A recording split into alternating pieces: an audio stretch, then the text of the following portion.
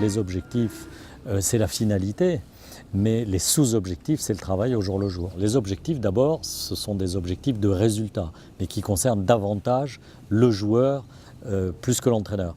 L'entraîneur va quand même veiller à ce que ces objectifs ne soient pas trop éloignés dans le temps, mais soient en tout cas pas trop modestes. Il faut de l'ambition.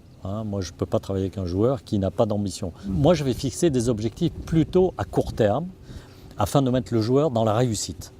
Pas tout le temps dans l'échec, bien évidemment, mais dans la difficulté, oui, dans la difficulté de réussir. Plus c'est difficile de réussir, plus il va gagner en confiance. Donc je dois augmenter la difficulté lors de mes entraînements.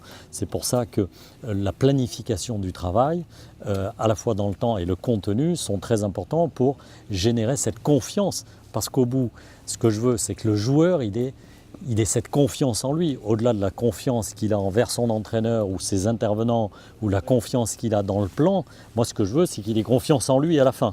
Parce que le dernier jour, quand il faudra concrétiser par une victoire, parce que l'objectif c'est ça, c'est que la victoire. On ne pense qu'en termes de victoire.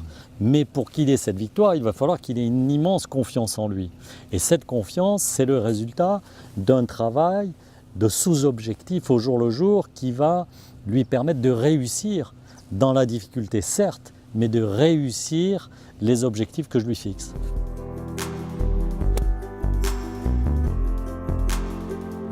Tu fais ce que tu fais au long jeu. Le long jeu, tu viens de ça. Dans le bunker, tu continues à faire ça. Voilà, nous, ce qu'on veut, c'est faire ça. Il ne faut pas que les objectifs de travail, en tout cas, soient trop élevés et trop difficiles. Parce que sinon, le joueur, il est dans l'échec. Donc, il faut bien mesurer et augmenter toujours la dose, de manière à ce que le joueur franchisse palier par palier les étapes et augmente son capital confiance, mais en tout cas son capital compétence.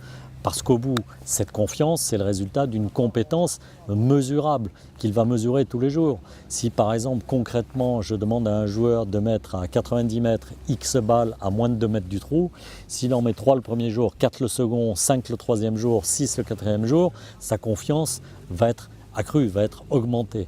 Donc c'est dans ce sens-là qu'il faut que les objectifs soient très bien fixés et progressifs dans le temps.